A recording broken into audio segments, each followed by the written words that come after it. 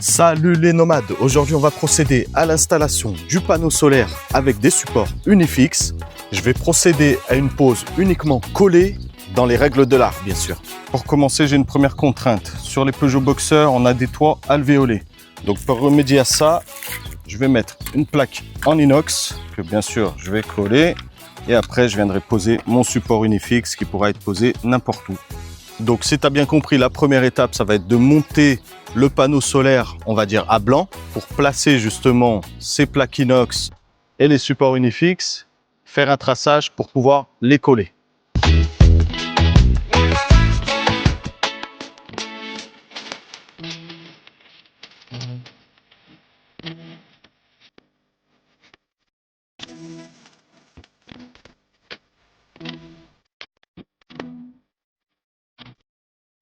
Alors, tu vois, je les ai tous numérotés pour savoir exactement le sens et le positionnement de chacun. Alors, avant de mettre les plaques en métal, j'ai quand même mis de la primaire 507 de chez Sika. Ça va permettre vraiment une adhérence totale entre chaque matière.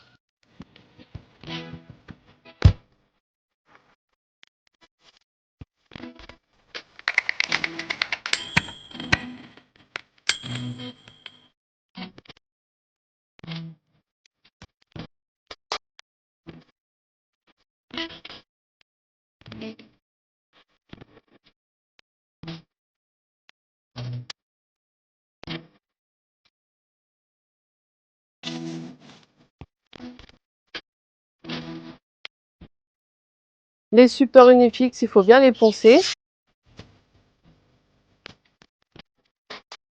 jusqu'à obtenir cet effet blanc, ce qui va permettre au support de mieux adhérer sur le toit. Pour la suite de la pose des supports Unifix, on change un peu de décor parce qu'on a commencé à peindre le camion. Donc là, je suis dans un petit hangar, donc je suis à l'abri. Il faut savoir qu'il faut un temps de séchage de 72 heures pour les supports Unifix, sans vibration, sans démarrer le camion. Donc là, je vais en profiter vu que je suis à plat pour installer les supports Unifix. Quand tu fais une pose collée pour tes panneaux solaires, un conseil que je peux te donner, et je vais suivre la même chose, il faut vraiment suivre le protocole de pose du fabricant. En l'occurrence, là, ça va commencer par appliquer l'activateur 205 de chez Sika. Donc ça va permettre vraiment de nettoyer ton support. Ça, je vais le faire à l'aide des petits patins que tu vois juste ici. Parce que tu peux le faire au pinceau ou au chiffon, mais il ne faut pas un chiffon qui soit pelucheux, par exemple. Donc tu prends beaucoup moins de risques avec ces patins-là. Ça coûte une misère, donc faut pas s'en priver. Et ça permet vraiment d'appliquer plus facilement ce genre de produit. Donc l'activateur, on va le poser sur le toit et au dos des supports Unifix.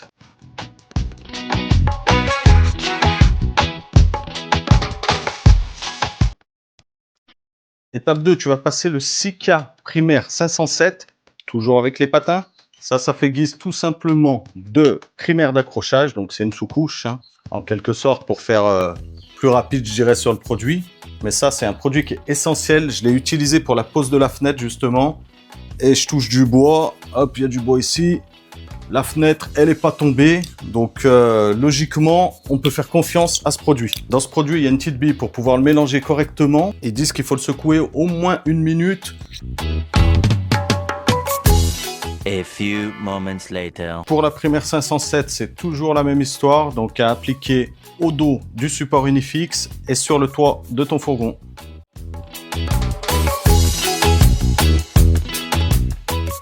Alors pour la colle, moi j'ai opté pour du Sika 552 AT.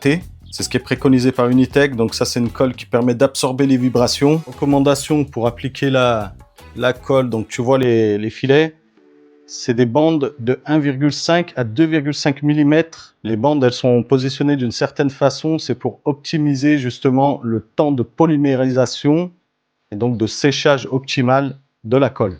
Donc là, je vais bien suivre le protocole du fabricant pour les filets de colle. Au niveau de la buse, il faut la couper d'une certaine façon. Donc là, il faut couper 3,1 cm, c'est précis, du bord. Donc une coupe droite. Et après, tu coupes en biseau.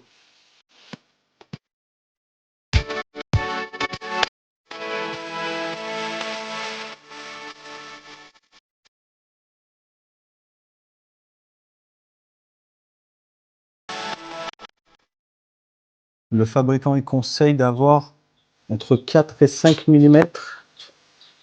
Bon, même là, je ne les ai pas. J'ai trop écrasé, là j'ai 2 mm. J'en ai 3. Normalement il dit 5 mm, mais 5 mm c'est compliqué. Je vais monter. C'est moi qui n'ai pas fait les pâtés assez gros. Donc là, c'est le premier que je pose. Sur les autres, je vais faire un pâté plus gros.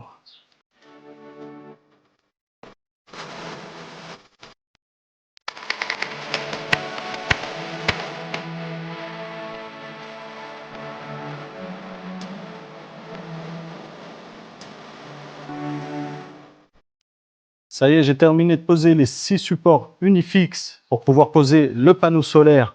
Donc ça a été fait sans vissage, en pose collée. Maintenant, il ne reste plus qu'à respecter entre 48 et 72 heures de temps de séchage.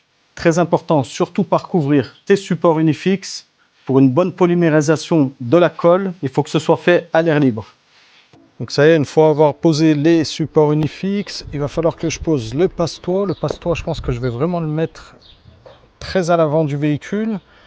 Parce qu'à ce niveau-là, on aura un déflecteur. Donc on va prendre un déflecteur pour qu'au niveau du panneau solaire, il ramasse le moins possible au niveau de la pression de l'air quand on sera en train de rouler. Donc là, je vais tracer autour pour avoir l'emplacement.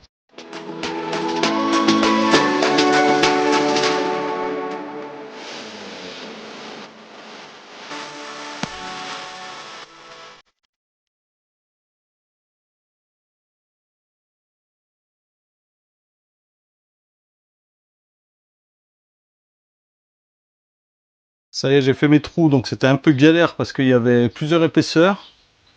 Donc ça a mis le temps, mais ça s'est fait tranquillement.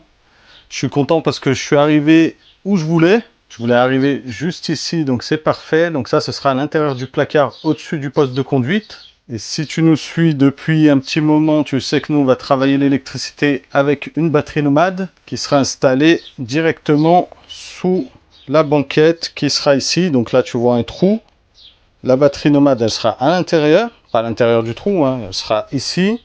Et donc les fils, je pourrais les sortir par ici. Donc là, en fait, tu as une grande colonne qui permet de faire descendre les fils, hop, jusqu'en bas, jusqu'à la batterie nomade. Donc là, je vais tout simplement remonter sur le toit, un petit coup de ponçage, un petit coup d'anti-rouille, et on pourra commencer à passer les fils.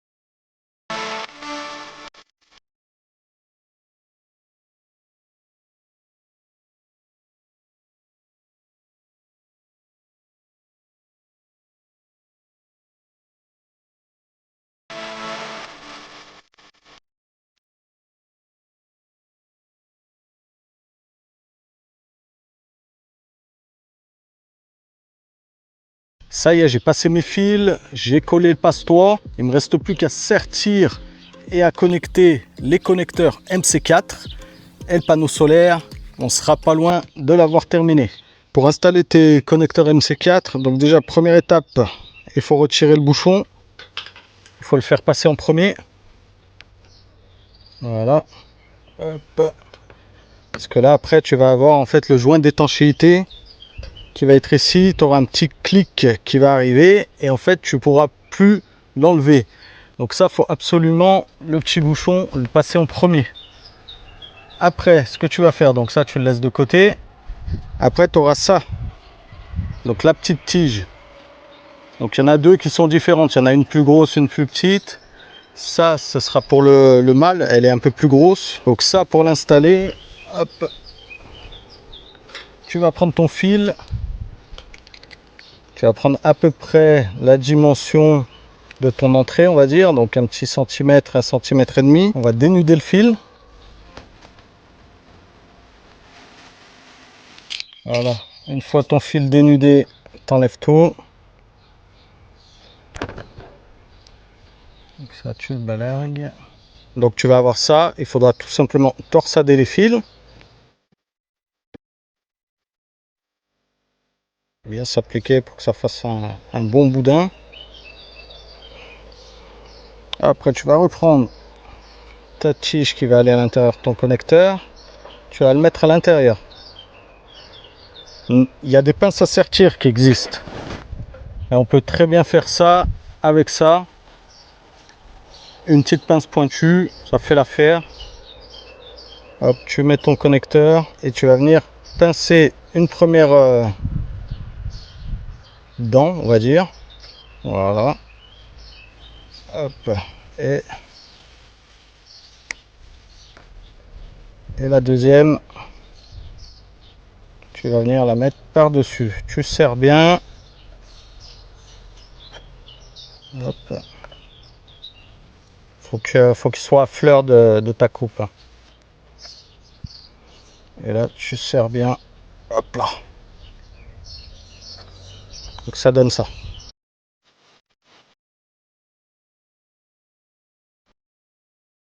Donc une fois que ta tige mâle ou femelle, hein, ça dépend de ce que tu as, elle est bien sertie. Donc là, tu vois, ça se barre pas. Donc super important, encore une fois, ça, oublie pas de le passer en premier. Tu vas passer ton connecteur. Et là, tu vas entendre un clic normalement. Si tout s'est bien passé, il y a un clic. Voilà, donc il y a un clic. Ça s'est super bien passé. Et c'est pour cette raison que ça, c'est super important de le mettre après.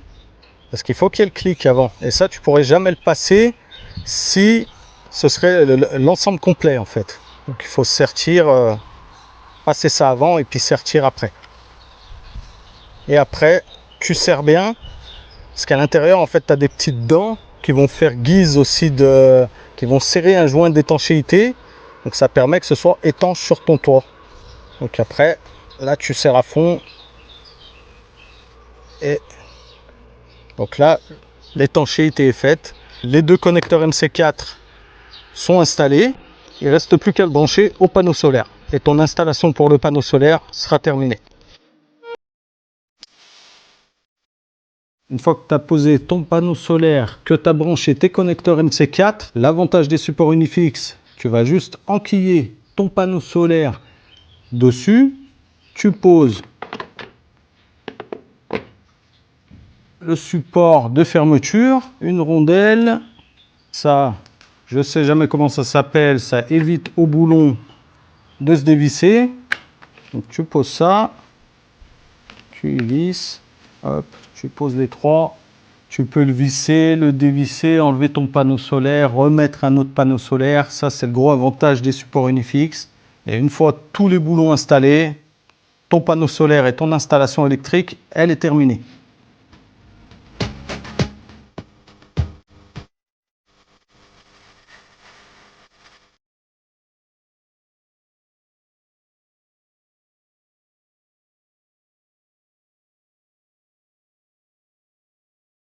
Pour garantir une durabilité des supports Unifix, ce que j'ai fait en plus pour éviter qu'il y ait de l'eau qui s'infiltre sous les supports, j'ai fait tout simplement un joint tout autour des supports et aussi d'autres joints pour pas qu'il y ait de l'eau qui s'infiltre sous les plaques inox. Donc avec tout ça, je pense que là la mise en place, elle a été faite, comme je disais au départ de la vidéo, dans les règles de l'art. Je vais quand même intégrer un déflecteur juste devant le panneau solaire. Normalement, il n'y a pas de raison, mais je pense que je vais quand même le faire parce que ça va me rassurer déjà d'une part, et je pense que ça forcera beaucoup moins sur le panneau solaire si le vent circule au-dessus. Donc ça, c'est un plus que je me mets, et si je me permets, que je te conseille aussi.